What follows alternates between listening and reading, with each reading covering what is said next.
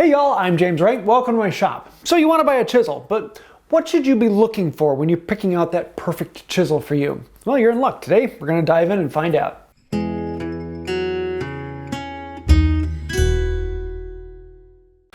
Now, one of the big problems when it comes to picking out a chisel is there are a lot of personal preferences. You may want a chisel that does this particular thing or does that particular thing or has this particular characteristic. If you haven't used them very often, how do you know what characteristics are important to you? Now, most people, when they're picking out a chisel, will say durability is the most important thing. And there's some truth to that. It's probably the most important thing to me. It's the one item that I look at more than any other. When I'm working with the chisel, I want the edge to last for a while. I don't want to have to stop every 5 seconds to resharpen it or hone it up. I want to just keep working. That's the fun part. The sharpening, not so much. And it's very true, especially in my book, durability is probably the most important aspect of the chisel. And that's why I did a detailed test, testing tons of them to see how durable is this particular chisel in comparison to that particular chisel. But if you haven't done the testing work to find out how durable is the chisel, you might just assume that it equals the hardness of the chisel. The harder the chisel, the more durable it is, right? Not so much, because if it's really hard, then in general, it's also very difficult to sharpen. And you're spending more time sharpening even though the edge lasts longer. And some steels are really hard, but others that aren't quite as hard actually have a better durability. Hardness has very little correlation to the durability of the steel. And yes, I do have a lot of data to back that up. If you want to see it, I've got links to spreadsheets down below. But along that line, you might then think that one of the most important things should be sharpenability. I want to be able to sharpen my tools quickly and efficiently. But if you use diamonds like I do, that really doesn't matter that much.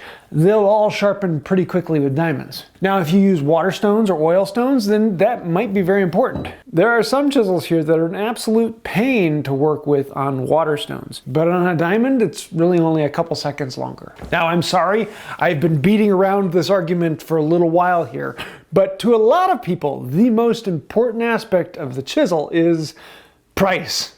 The almighty dollar is important. When I first got started, I had almost no money, and I actually went to Harbor Freight and I bought this particular set of chisels, which is about the worst thing you could possibly buy. But they were cheap, and that's all I could afford, and therefore that's what I used.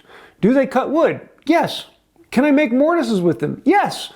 Can I shear wood with them? Yes. Can I make dovetails? Yes. They work as a chisel. You're just going to be sharpening them more often, and they're kind of flimsy, and they really don't feel very good, and they're just kind of annoying as chisels go. The annoying factor, though, that's one of the interesting ones, because it rarely has anything to do with the durability or the sharpenability or even the price of the tool. It's just I'm using it, and I don't enjoy using this one as much as I enjoy using this one. Why is that? When I'm working in my shop, I have a ton of chisels at my discretion. I can grab any one of them. And I find there's a certain set that I grab quite often. They're the chisels that I go to. They're the chisels that I enjoy to use. And I have other chisels sitting right next to them that work just as well. They'll cut the mortise just as well. But I don't enjoy using them. And this is where all of my spreadsheets and study and research go down the drain, because all that is subjective choice. There really is no way to measure that this one feels better than this one, or this one is better than that one because this one makes me happy. I can't put a number behind that. And it's this aspect that has driven me crazy for years, because I want scientific data. I want to make my choices based upon logic, but I generally choose my chisels based on subjective, how it makes me feel. And that kind of annoys me. And so that has forced me that over the years, as I've been using chisels, I've been thinking about, why does this chisel annoy me? Or why do I really enjoy this chisel? And what are the different aspects to it that I would look for when wanting to choose a new chisel? And so yes, still to this day, the most important thing to me is the durability of the chisel. I want it to last a while. But very, very closely behind that is a subject that I'm referring to as the feel of the chisel.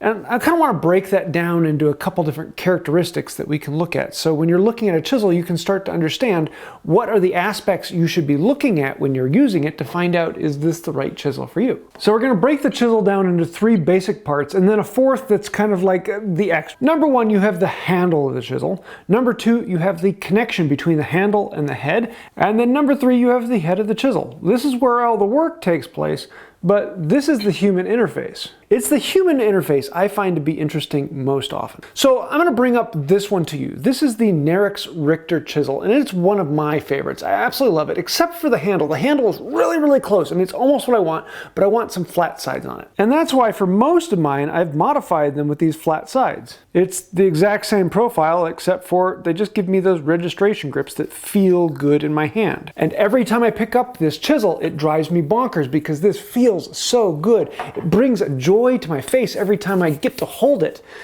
And then I go back to one of these and I keep thinking, oh, I really need to go and modify these, but I never find the time to do it. And that drives me crazy. Sorry for that bit of a tangent, but honestly, the handle is one of the most important things to a chisel because it's what you're gonna be holding on to. It's what you are working with. The handle is the extension of yourself, and everyone is different. So everyone's gonna like a different handle, a different feel. Some people love the simplicity of the Japanese with the ferrule on the back.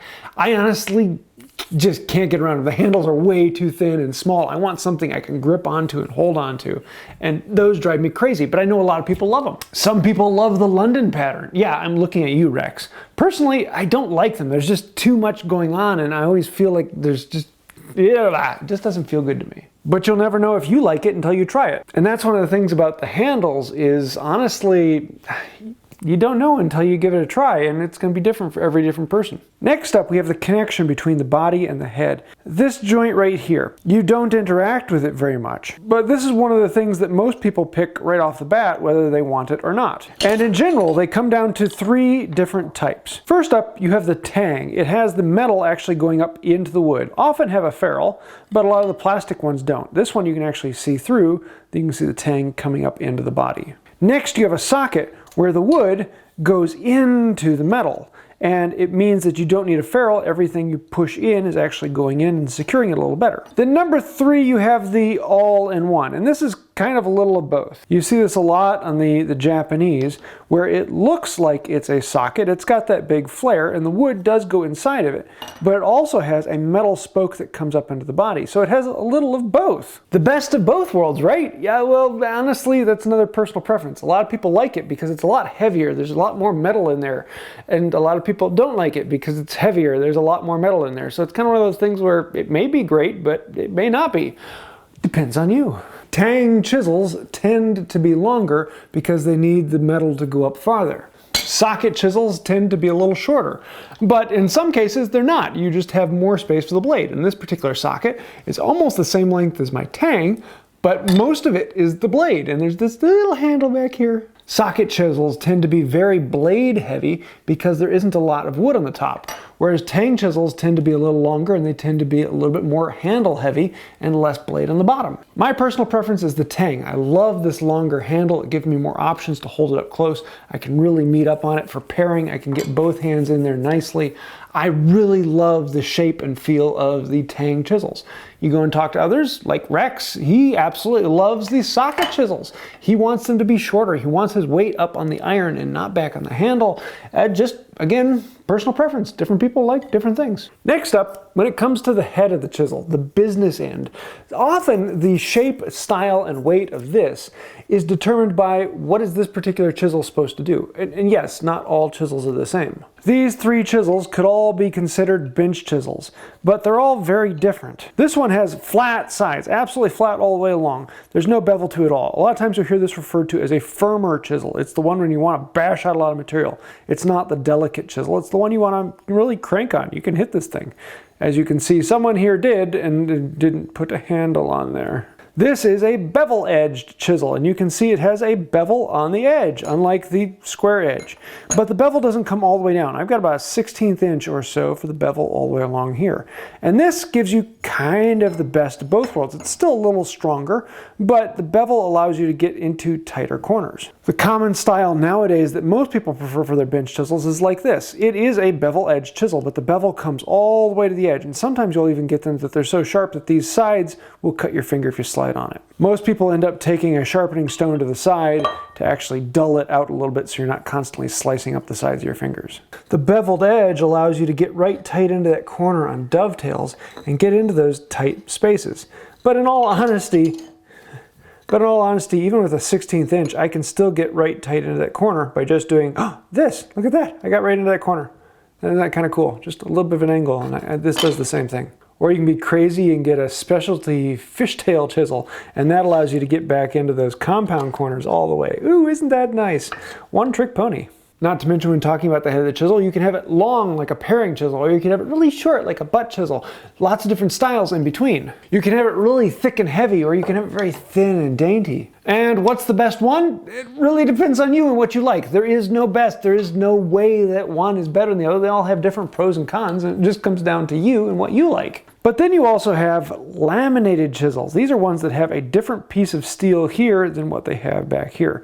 And in history, what you would have had is the high quality steel, the higher carbon that holds the edge better, but then you have the cheaper steel back here. Saves some money, so you're only using that up there. In the Japanese tradition, the way they got their steel, they would actually get some hard and some soft out of the very same batch, and so they would use the soft for the back and the hard for the actual cutting edge. Some people absolutely swear by those and say that they're so much better than mono steels, but the idea is that mono steels now, it's just affordable for us to make the whole thing out of one steel that actually does really well. But a lot of people swear by the idea that it's better to have steels that do specialty work for different parts of the tool. But then there's the fourth section, and this is what I call the extras. They're the things that really don't make that big a difference, but they might make a big difference to you and how you enjoy the chisel.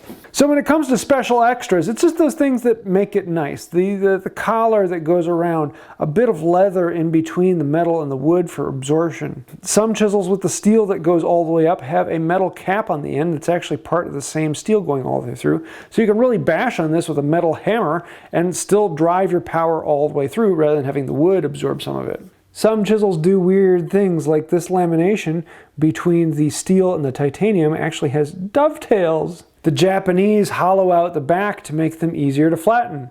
At one point, all the high-quality chisels moved over to plastic because plastic is more durable than wood. And so plastic would be better now, right? Well, now we just kind of view plastic chisels as the junky chisels. Very few good quality chisels actually have plastic handles. If they have a plastic handle, it's usually considered a contractor grade, which isn't great for woodworking. But I know a few people who absolutely love plastic handles. The Stanley Everlasting is one of my favorites for these because it has the wooden body, it feels good in the hand. It has the cap of a socket. It has the tang going all the way up through and the metal button cap on the back. It has a leather washer between the button cap and the wood to absorb some, and it's kind of viewed as like the pinnacle of Stanley's chisels.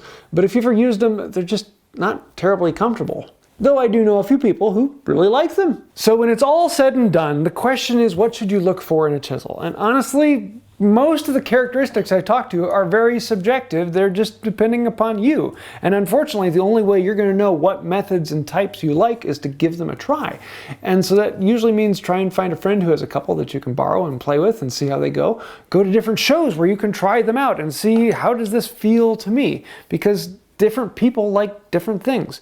Where is the balance on the chisel? And that's one of the things I tried to capture in the spreadsheet and the chisel test I did, is I captured all of these things of what are the different thicknesses, what are the bevel edges, where is the balance on the chisel, to know how important is it to you. So once you know that I like a shorter chisel with a balance that's more towards the tip, you're probably going to be looking for a socket chisel. But there are some tang chisels that have that characteristic as well. So if you want to go and take a look at that spreadsheet, I'll leave links to it down below, and you can actually go through and see what are all those characteristics to try and find one that fits what you like. Most people either buy one set of chisel or they buy several of them over their life, because some people just find that set right off the bat that they like and they're good enough and it's not worth trying something else. And other people try one and they're, yeah, this is okay, but then this one's a little bit better, and then, ooh, I really like this one, but then, this is my final chisel. So don't be afraid, because the nice thing about chisels is they tend to hold their value. You can resell them for pretty close to what you paid for them. But unfortunately, you won't know what tickles your boat until you give them a try.